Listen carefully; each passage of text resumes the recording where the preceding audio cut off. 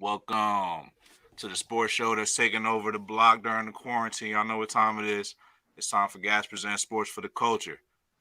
Squad, introduce yourselves. Top right. You know what it is. Gas Sports for the Culture. It's your boy Bryce, XXV double I. Follow the gang, man. Act good ass sports. You not following us? Do it right now. It only takes a second. Let's get it. Bottom left. Yo, it's your boy Young Rome 22. Follow me, Twitter, Instagram. Get down with Gas Sports. Download it. Available on all platforms. Last but not least. T Boogie. That's two underscores in the middle. Twitter, IG. Follow me.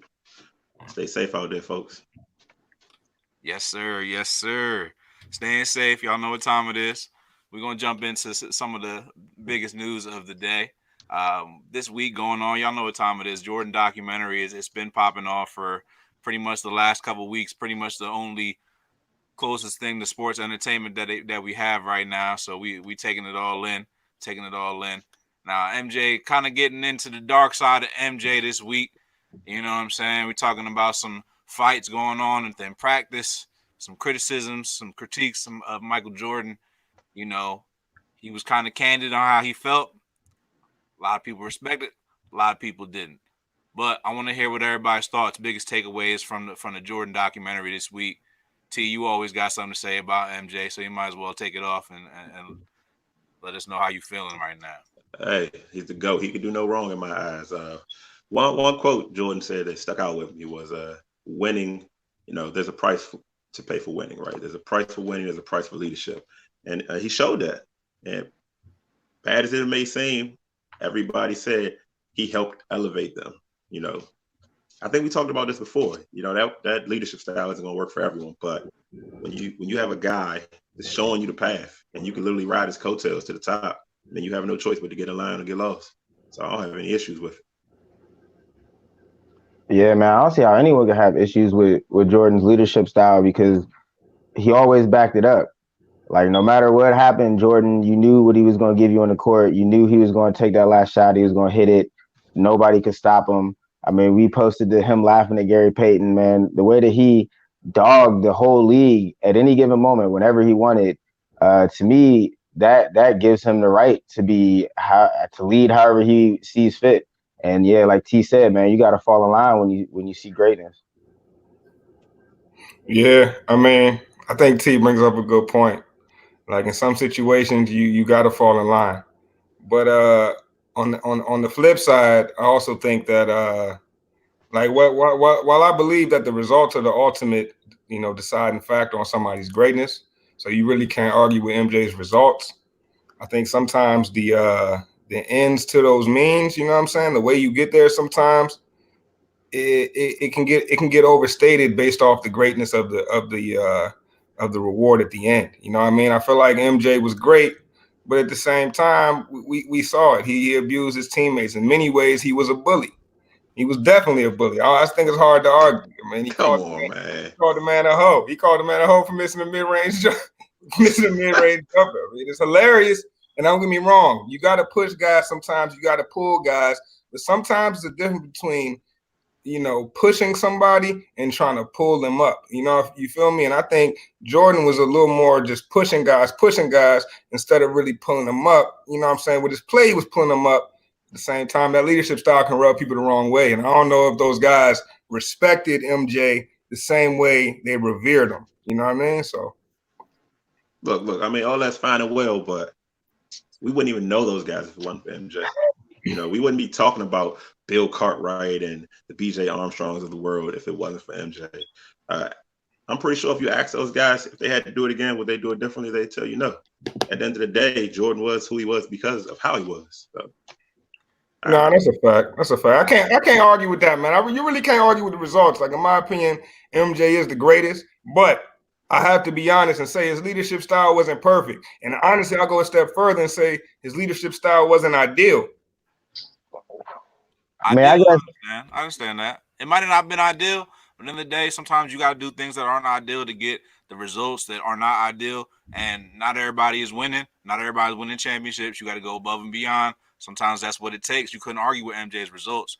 I mean, sometimes I get it, man. It could rub people the wrong way, but I think folks being a little soft, being a little tough on MJ. I don't know about this new generation if they're gonna be able to handle it. If they would have been to handle it, but in back time, in that generation, that time, man, that was his thing, and I respect it. Look, Hey, man wasn't. Oh, go I'll ahead. tell you what doesn't rub people the wrong way, and that's winning. MJ was winning, man. It's like you keep saying it's about the results. You could have pissed me off in practice. We go out there and I'm a champion, and it's large part because of you. Then it's not really rubbing me the wrong way that much, man, in my opinion. But I see where you're coming from, Bryce. But the end all be all, man, is winning, bro. And I think a lot of those dudes, they probably learned a lot from MJ, and I think they probably would take some of his leadership skills and apply it to other parts of their life. Facts. That's a big fact. The man wasn't leading a daycare. All right. He used words like war, trenches. You know what I mean? He was leading a team to a championship, success, the ultimate goal. He wasn't in it for the friendships. I mean, I don't think people work their whole life in the gym, in the weight room for friends, saying to be social. Right. Maybe that seems like the new generation, but Jordan got 6 rings to show you why. Let me throw this out there too. What kind of leader do you think you need to be to lead a player like Dennis Rodman? Like there are certain characters and personalities on that team where you needed a Michael Jordan to be on you like that. And I think this new generation could benefit from that, man. I think it's too much Snapchatting, and I mean, don't get me wrong, I enjoy it. I enjoy it all. Like I love seeing the athletes in their habitats and doing what they do on live and all that. But if you do it wrong, man, it can really bite you the wrong way. And I think a lot of these guys could benefit from it's not even a bully as you put it. I would say it's more of a disciplinary style. And I think a lot of guys could benefit from that. Yeah, I feel you. Let me add one thing in real quick, Scruff, man. I think that the documentary kind of highlighted this in the last episode, on the last 2 episodes. It didn't seem to me like Jordan was picking on the guys that he didn't seem like he was picking on the Robins and the Pippins. It seemed like it was, usually directed at the guys that he knew weren't really trying to bite back.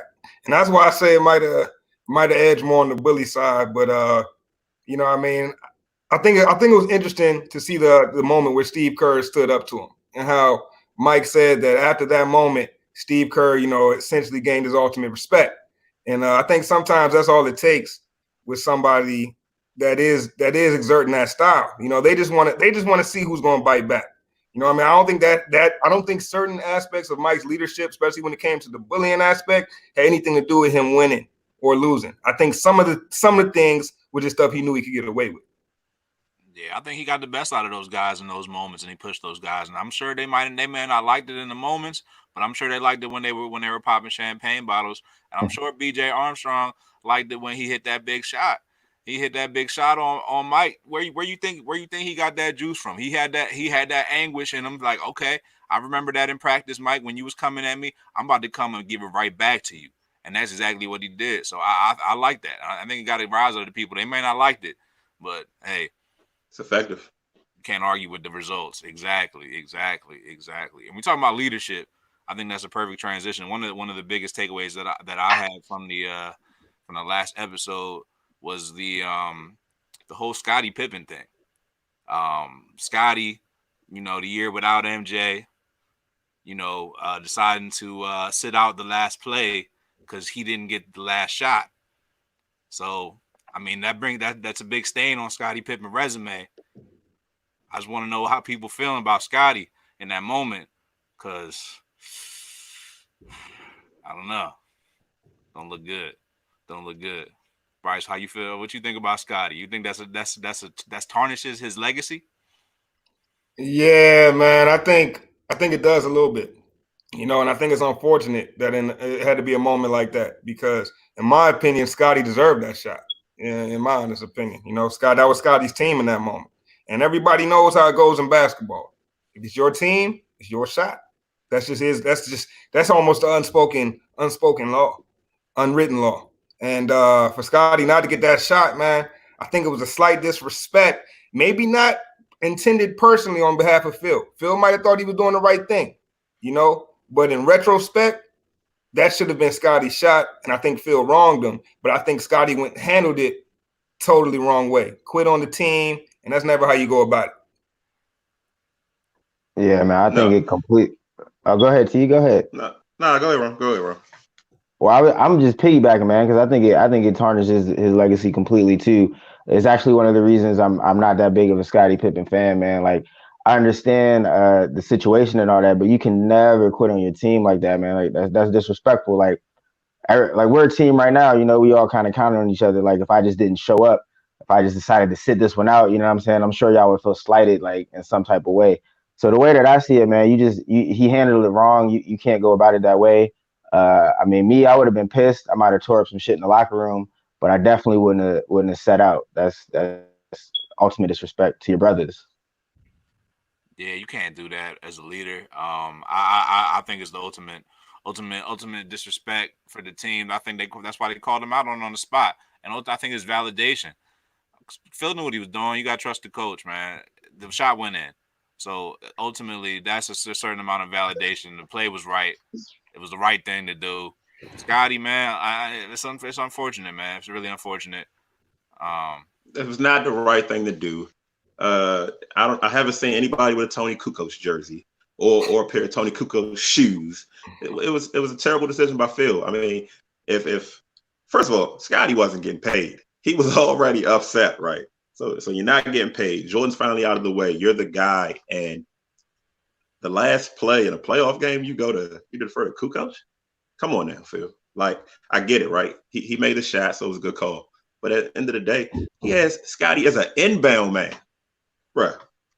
The leader of the I get that. But the inbound man, I don't even have a chance to be the second option in the play. You know what I mean? Like, yo, he the Zen master, man. Quit with do that ego stuff, man. That's ego talking, man. That was Scotty. That was a total ego move. That was Scotty ego, and I know he know it, and now he showed his ass. That's what it is. What it is. Check this out. If that Scotty sitting down broke the team up, man, brung Bill Cartwright to tears, and I can't support quitting on your brothers. But at the end of the day, if Scotty misses that shot, the team's fine. We live or die with him. He's our guy. If he makes the shot, even better, right? But to not even have the opportunity to take that shot after you've lived in the shadow of a giant. You've been underpaid. You know what I mean? I hate it. I hate it all the way around. I don't think it tarnishes his legacy, but I kind of blame Phil. Nah, man, I couldn't blame Phil.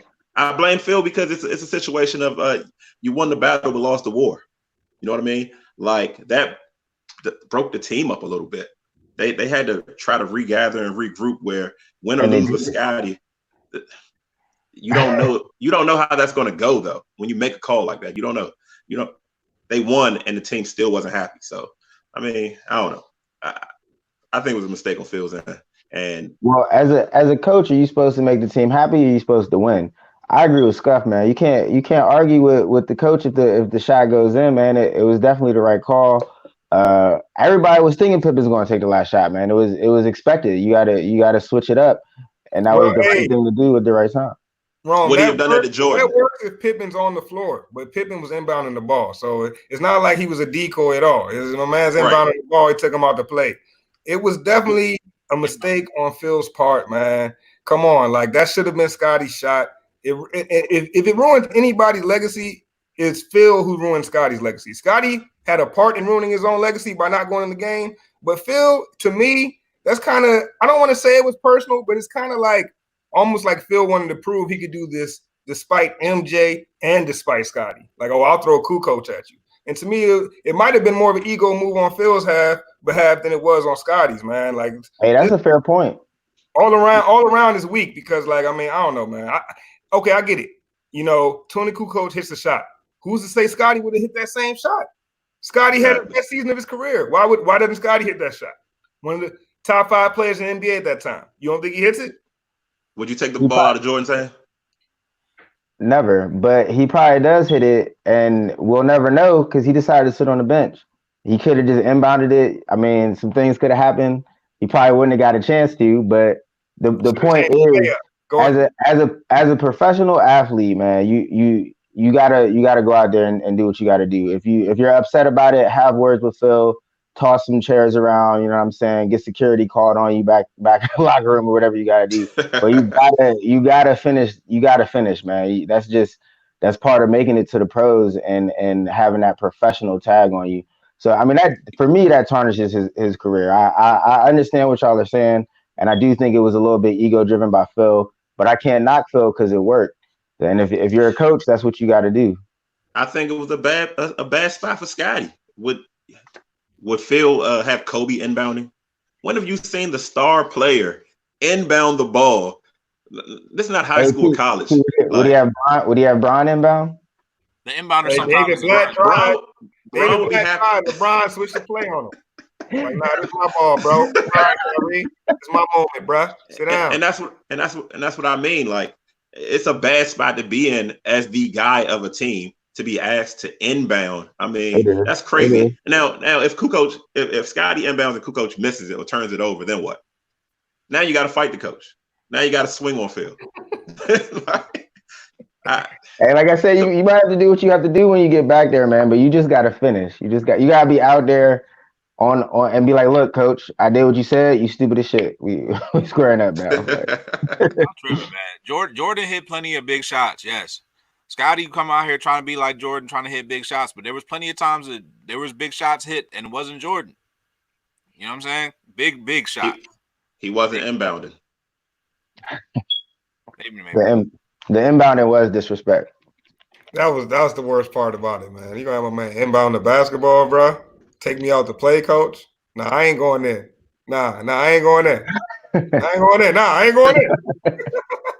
Hey, look, Bill Cartwright on the side trying to console this man. It's gonna be all right, bro. It's gonna be all right. Scotty like, look, bro, I ain't going in, bro. I don't know what you're talking about, bro. That's the bigger violation, man. Bill Cartwright crying. No, bro. Man. Can we speak on that? That was the real problem. Scotty. They like Scotty. They all bought in. They was like, oh yeah, we not on all this ego leadership stuff, yada yada yada. Big Bad Mike's gone. We could all have fun. We all buddies, right? Scotty, nah, man. It ain't my moment. Nah, I ain't even going in. Come on, man. That's upsetting. That's upsetting. Bill Cartwright, come on, bro. Come on, Scotty. Going back to Mike's leadership style and the first topic. Special. They ain't win nothing, though. This would have never happened with Jordan. They were real upset about Scotty. That was some real touching stuff, man. Real touching stuff, though. But they didn't win no rings. That's all. They might have. Oh yeah, Scotty, we felt bad, but yeah, they ain't win no rings that year. That's all that matters. Wasn't a championship shot. Wasn't the finals. If Scotty would have had Mike's leadership skills, he wouldn't have been asked to inbound the ball. You don't ask Michael Jordan to inbound the ball because of the way that he leads. If Scotty had a little bit more of that edge, would have never happened. Yeah, that's a good point. 100%. Phil not calling that play. If ain't no way that play getting called with Mike leadership style. Oh nah, Mike could check a coach. With Charles Sprewell on your lap. Mike ran that team too. Don't trip. I mean, Mike was that guy. I mean, this opportunity is only because Mike isn't there. You know what I mean? Like Mike left the game and went to baseball. You know, so we know Scotty didn't get it done. You think Jordan would have got it done if he was still there? That's a question. That's a good question. Because you talking about more or less he was gone from the game for like a season and a half. And in that last season, he didn't really get a full run at it. You could say he didn't really have his legs under him. So there's 2 seasons that you could have said, but you know, was he really winning all them chips back to back to back to back? Come on. But maybe one more. Maybe he could have got 7. Yeah, I'm gonna go with 7 too, man. Because like Scruff said, man, all of them back to back to back to back to back, bro. Like that's crazy. I mean, I know Jordan is all that and then some, but I mean, he got to lose sometimes, right? Like it was almost like the mercy rule, him going to play baseball. Bro. It was like the NBA was waving the right flag. Like, but yeah, I mean, I think he would have definitely at least got one more had he stayed. I think a lot of guys are happy he didn't, though. They're pretty mad that he came back. Yeah, and just to touch on Jordan's baseball career for a quick second, man. Like this dude was an unreal athlete, man.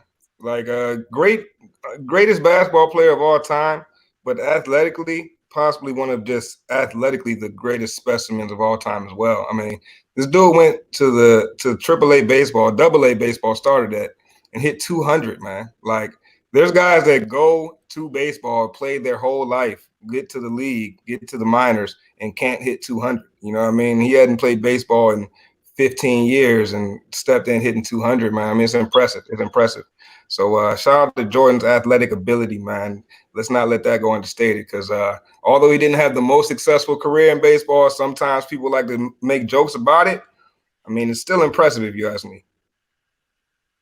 Yeah, I think it's pretty impressive coming from playing a completely different sport to not even really playing for like years and then coming in and batting at that level. Not bad, not bad. He does get a lot of slack though. People throwing a lot of shade on Twitter for sure. Big shade, but yeah. That was an interesting little part, you know. Mike leaving, coming back. I think it was therapeutic for him, you know. Kind of tough coming back from playing baseball and then coming back and actually jumping right into an NBA season, NBA playoffs. But that's kind of what's going on right now in a sense. I'm kind of gonna break it in. We talking about Mike. I'm talking about the players that are actually playing or trying to play right now. They're out here stuck in the house just like the rest of us. But NBA has been actually making some steps, making some strides towards actually getting the season back underway. So if you guys don't know, there's some news going on right now. Basically, Chris Paul, you know, president of the Players Association, he's got a kind of like a coalition in place. LeBron, Anthony Davis, KD, Giannis, Kawhi, Russell Westbrook, a whole bunch of other folks.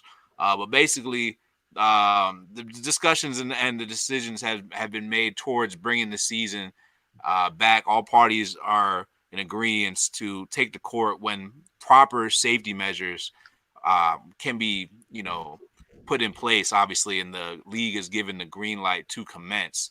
But that is, you know, pretty major. We're starting to see some movement. I want to know how y'all feeling. There's not 100% official, but there was some feelings about maybe not having the season. So how do y'all feeling jumping in, maybe resuming the season in like July and having a nice little playoff run? I mean, I think it's necessary. I think the whole country needs it. I think everybody would love to see it. I think they should definitely just jump right into the playoffs too. Obviously, we want to make sure everybody's safe. The players are going to have to get tested nonstop. Coaches, referees, everybody involved in any of it is going to have a good amount of testing to make sure that they're safe. But I mean, me personally, I think I've already stated this on the show. I would love to see the NBA back, whether there were fans in the crowd or not. I think is very necessary. Yeah, I like the idea of basketball in July, to be honest with you, but I'm just not sure if they could pull it off. I mean, if they could find a way to do it in a responsible way, maybe, one of these isolated city situations they were talking about. I'm hearing Vegas or Orlando potentially, which is going to be Vegas. Who's going to Orlando when you can go to Vegas other than kids? But yeah, if they can do it responsibly, then give it a shot. But the way this thing is trending, the way it's looking, I'm not sure. I'm not sure it's feasible. What happens when somebody tests positive and has to miss the finals? Just your favorite player, you went and bought the guy's jersey, and now he's, quarantined. I don't know.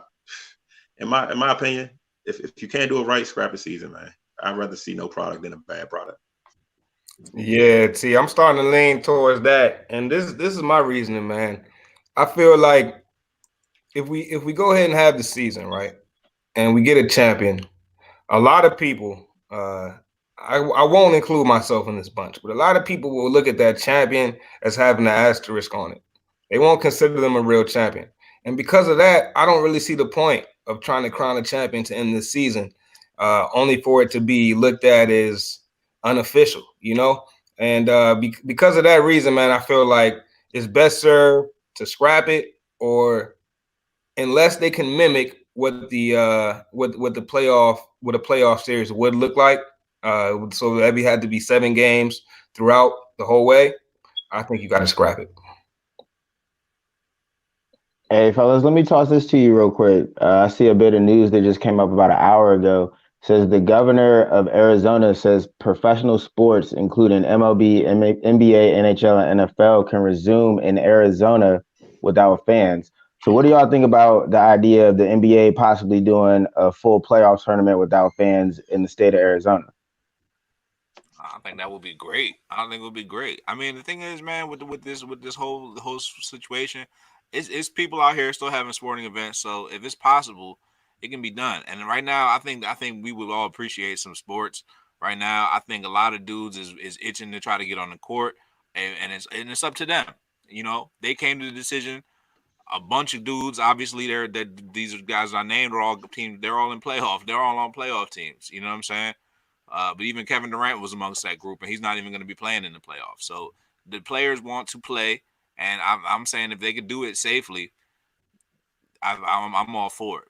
The one thing the NBA did say is they will do everything they can to make sure they're safe, but they cannot completely guarantee their safety. So that still remains to be seen. Yeah, if they could do it in Arizona, I'm still out. Like like most of us, if you sneeze twice, you're wondering if you got it right. How would I feel watching the guy that wipes the sweat off the floor in the NBA game with his mask on, knowing that he's being repeatedly tested to keep the players safe, and I can't even get a test, if I want to. So to me, it's still a no. I think it's bigger priorities than the NBA. It's a game, like, at the end of the day, and there will be a next season. No matter when, 2021, 2022, there will be a next season, and fans will return. So it's still no for me, fellas. It's just Yeah, some yeah. unsettling about the season not being finished though. Starting the season, going through 60 something games and not being able to finish the season. It's gotta be kind of hurting, for them guys that put in great seasons. LeBron, Giannis, both of them guys were basically lined up for a championship route. We talking about big time series, Lakers, Clippers. We all wanted to see that, man. You know what I'm Hey, saying? so If the NBA does it, I trust the NBA. Out of any of these leagues, do the right thing. If the NBA moving forward and say they want to move forward with the games, they must really know what they're doing. Because the NBA, they're not reckless. If the NBA moving forward with the games, then them Jones probably going to be safe. Hey T, so let me pose this question to you. If worst case scenario, the season does have to get pushed all the way back, we can't have no sports till 2021. How should the NBA go about finishing the 2019-2020 season? Should they restart where they left off when it's 2021, or should they just start a whole new season? Just start a whole new season. Just start from scratch. I mean, why pick it up? If something random happens and anyone but LeBron wins, that all the LeBron fans will say it's because the COVID, right? They'll give whoever wins this asterisk. And if LeBron wins, the people that hate LeBron will say, well, he's old, he got a chance to rest up, and that's the only reason. Just scrap it, let everybody start fresh. That's fair. People gonna talk regardless, man. So I say let's get it. Everybody ready to rock. I'm all for it, bro. I'm all for it. Maybe I'm being selfish entertainment, but I'm saying at the end of the day, if the league signing off on it, the players signing off on it, yo, let's get it going, man. Let's get it going. Well, They my are question is though, are you all for it in any form? Like, is it if it's let's say a NCAA style tournament, would you be all for that? I mean, are you all for it in any form? I mean, I get that they're not. I'm not saying they're going to do it like that. My question is, are you all for it in any form, or is it I'm all for it if it can go like this? Because the truth of the matter is that it's very likely that something about it is going to be very different than what we're used to. And so, are you all for it in any form, or do you feel like let's not sacrifice the integrity of a long lasting tradition? I'll be honest, I'm all for it in any form. And maybe I'm a bit of a sports junkie or like a fiend for sports, if you will. But like I said, I could care less if there's fans there. Obviously, everybody's got to be safe. I'm not going to sit here and act like these people aren't people and like they don't need to entertain me and risk their lives. If they like Scruff already mentioned, they're saying they want to play. And at the same time, I think a bigger issue that we're not hitting on is the millions and billions of dollars that are involved. If there is any safe way to play, they're gonna find a way for these dudes to play. So for me, man, yeah, I just want to see it. I need sports. It's been a tough time for me without sports, man. Like I'm trying to make a competition out of damn near anything. So yeah, man. Hopefully these dudes in Arizona got a nice little facility. I don't live in Arizona, so I don't know how their corona cases are looking. Hopefully they're low and they can make this work. But I mean, I hear you guys, and we all making some really good points, man. Yeah. So it'll be interesting to see how this goes. So, Scrub, do you think if they do start the playoffs, do you think they should scrap the remainder of the regular season, or would you want to see them finish that out? It depends on what they feel like is best for them. I don't think it really matters in terms of the seeding. If it's going to help warm the players up, then I think it can make some sense. But I say, why waste those games? I'd say take as much time as you can within those game time, and put those into making them as long a series as possible. It's like best of fives. It would be like, a comfortable space where I feel like it would be too much sacrifice because like shit, Mike was playing in best of fives. You know what I'm saying? Facts. Yeah, for sure. All right. Yeah, Well, let me jump in real quick. As much as I don't want to see it, and I think it will happen though. The NBA needs that TV revenue. More than they need fans in the stands. They need their games on TNT, on ESPN, and with everybody home, you're going to watch it. I mean, I'll watch anything right now. Greyhounds, race some Greyhounds, I'm watching anything. Yeah, even the dogs got the corona though, so Oh man, it's all bad. Well, I mean, you bring up a good point. I mean, there's not a lot to watch. There's not a lot to watch right now. But luckily for us sportsaholics, there was a little something over the weekend, and that was the UFC. And the UFC had the first successful live sporting event. Well, outside of the slapping competitions. I don't know if y'all keeping up with the Russian with the slap battles, but yeah, they had the first successful live sporting event during this pandemic, and in my eyes, it was a huge success. What did you guys think about it? Did you guys catch any of the fights? I mean, we can get into some of the fights first before we get into the actual landscape of the event. What did you guys think? What do you guys think about the fights? Look, let me get mine out of the way. I'm up front. I'm not a huge UFC guy. I can't even pronounce a lot of these guys' names. Couldn't tell you what weight class they're in. But I did see some of the fight. I mean, what else was there to do? I did see some of the fight. I liked it. I liked what I seen. But that being the opinion of a guy that's not a fan, I like to hear. I got to hear the coaching, the leather hitting the skin. I thought it was a more intimate feel. And as a guy that doesn't traditionally watch UFC, I don't know exactly what was taken away, but I know what I saw. I like. Yeah, man, it was some. Those fights was crazy, man. I know Francis Ngannou was fighting Rosenstrike, man. Those was two big dudes, man, and Ngannou landed something serious on him with about 12 seconds. In the last fight, the main event, a guy named Justin Gaethje was fighting a vet, Tony Ferguson, who had won like 12 straight fights. And that fight went the distance, but it was crazy, man. And you bring up a good point. The sounds that you're getting with no fans in the arena is just ridiculous, man. You literally hearing every impact, even on the body shots. They're clear as day. The way you can hear them is crazy, man. Scruff and Rome, what do you guys think about that experience of having a sporting event, no fans, completely silent, and how did it make you guys feel? I didn't get to see the fight. I only caught some highlights, man. But it was definitely a different experience. But I liked it, man. Like not having fans didn't really bother me. And yeah, I'm happy UFC got this off in a safe manner. And the way I see it, if UFC can get two guys to fight each other, and you know what I'm saying, everybody comes out COVID free, then I think other sporting events can definitely find a way to make this work as well. Yeah, I was encouraged. I was very encouraged by it. I thought it was pretty solid. I like some aspects of it. I've never really seen a fight where it wasn't loud, it wasn't fighting. So it was a little different. But like it's like you mentioned, like you hear some real loud hits. You like you're hearing some pretty crazy noises. That's pretty dope. So I was encouraged by it. So that's a very encouraging sign. If they can have an event, other folks can have an event. It can be done. So props out to UFC. They out there pushing the envelope. And they turned out pretty well. Yeah, I was Yeah. saying something about like maybe 700,000 pay-per-view numbers. So I think they did fairly well. Although, who verifies pay-per-view numbers? It's like Netflix. They say Stranger Things, the number one show in the country. You're forced to believe it. But I think from what I could tell, the Twitterverse and what Dana White's saying, I think all around everybody was happy. Also, that could be graded on a curve because of the situation we're in. But I like what I saw. Yeah, I definitely think, man, you got your money's worth with those fights.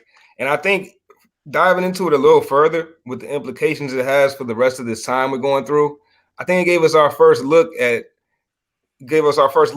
what these events are going to look like with no fans in the stadium, what these social distance sporting events will look like, and starting to imagine some of these team sports with absolutely no fans in the stadium. Like, how do you guys think that would go? I mean, you talking about neutral site everywhere you play. Do you guys think that'll have an effect on the competitive side of the game, or any effect at all? How do you guys think that'll end up going if this is the route that the team sports have to take? All right, I know I've said multiple times I personally don't mind if there is no fans in the crowd in the stadiums or whatever, but I think it's gonna have a huge effect on team sports, man. Like, imagine being a baller and you steal the ball, fast break, you slam it, and you hype, your teammates are hype. In the NBA, you're used to the whole crowd. If it's a home game, everybody boosting you up, cheering, going crazy. It's gonna be crickets. It's just gonna be you and the boys. So I mean, I think it'll be a different feel for them. I think they're professionals, and they're getting paid, so they'll get used to it and they'll adjust. But I think it'll be a bigger adjustment for the players of team sports than it will be for the fans. Yeah, I agree. I agree. I mean, it's going to be an adjustment. It's going to be an adjustment, but I think it was pretty dope. I mean, yeah, it's a little different. You know what I'm saying, for sure. But it was dope. You know what I'm saying, in many ways, many ways. I mean, just looking at how it might affect other team sports. Just sticking with basketball because that's probably up before football. It'd be cool.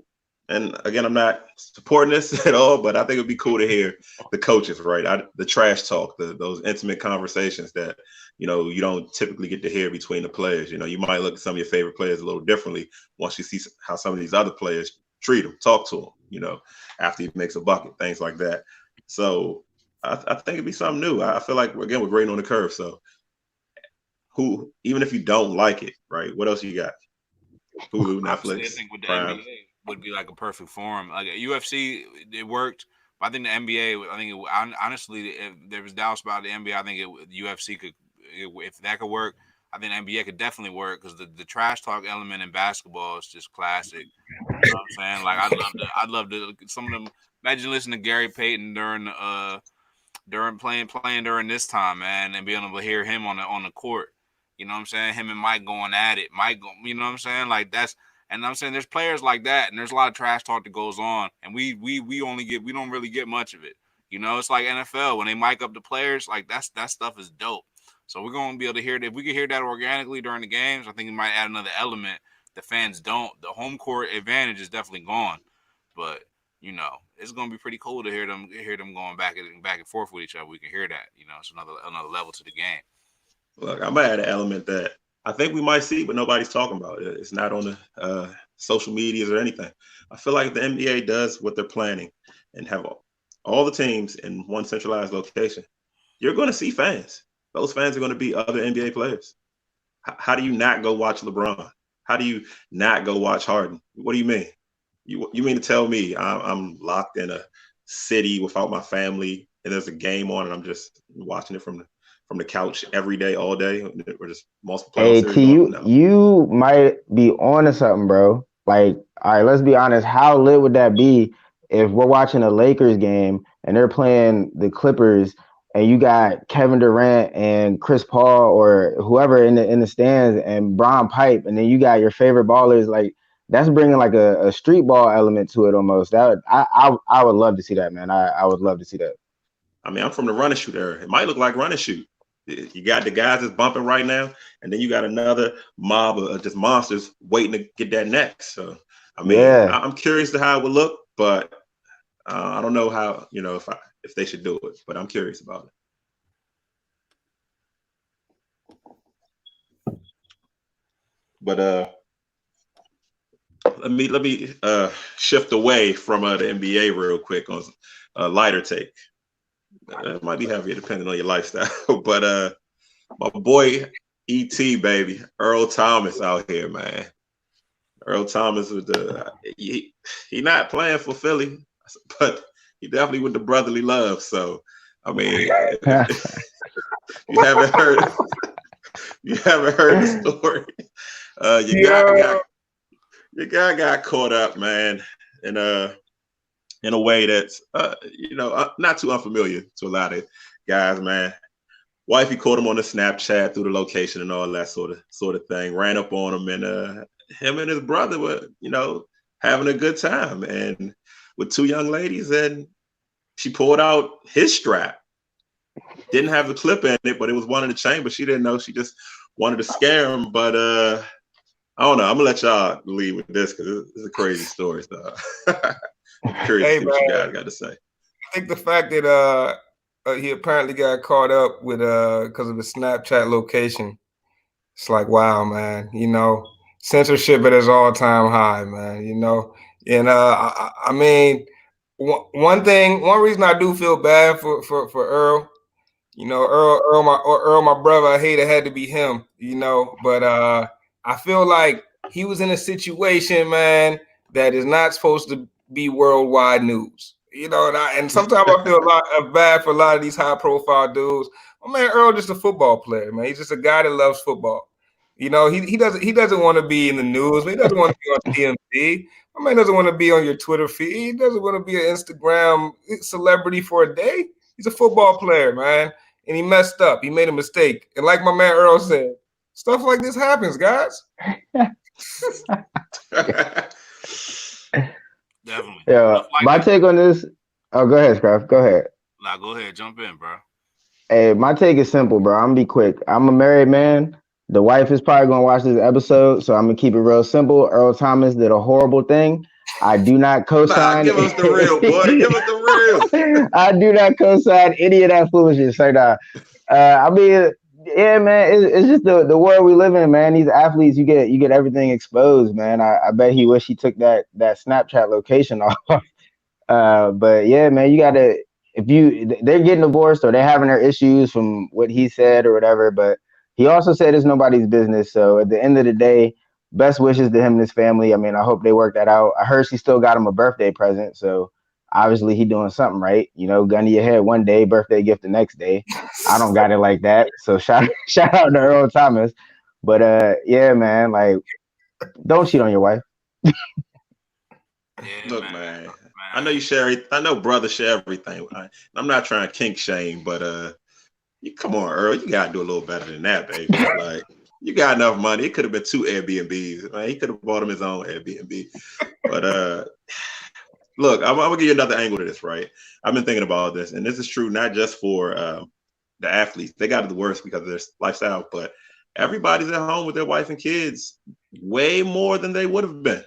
Way more. And we've heard domestic violence is on the rise. I mean, I think there's a time where either it's going to break you or build you. And these guys live on the road. Let's not pretend this stuff doesn't happen all the time now. Guys don't get caught all the time, but I feel like, habits are hard to break. Certainly. And it's just a bad habit, and hopefully learn from his lesson and turn that location off. The only lesson here, turn your location off. I mean, some other lessons tucked in there too, but I'm not gonna tell a man how to live his life. It was some lessons that was reflected that he did right. He did wrong, yes, but he did right in many ways. It's the lifestyle, my friend. Unfortunately, he's a defensive back in the NFL. He gets more boxes thrown at him than he gets opportunities to get interceptions on a regular daily basis. So yes, my friend, he is getting them thrown at him, and he is a married man. So yes, he should not be partaking in that. But at least he helped out a brother less fortunate. His brother, yo, that's a brotherly love. I am my brother's keeper. Go ahead, pass that on to my brother. I am not ashamed to shared it. Man, they didn't try took showers together. It ain't about nothing, man. Y'all can't have a meal together. Y'all can't share. You're not real brothers. Hey, That's from too bunk crazy, beds to bro. Y'all can't Airbnbs. share, man. We not real brothers, man. I'm sorry. Your That's guy's a relationship I have safety, bro. with my real Stick to them interceptions, man. Stay away from them sacks. my real brothers on, man.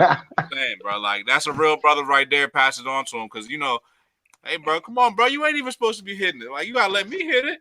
Come on, bro. Come on, bro. That's a good teammate, man. That's a good teammate. Hey, that's one thing we could definitely say about Earl Thomas. He's definitely a good teammate. And one thing I know, man, is I got 3 good teammates on this cast with me right here, man. Sports for the culture. Wrapping up another great episode, man. Hey, man, any final words, fellas?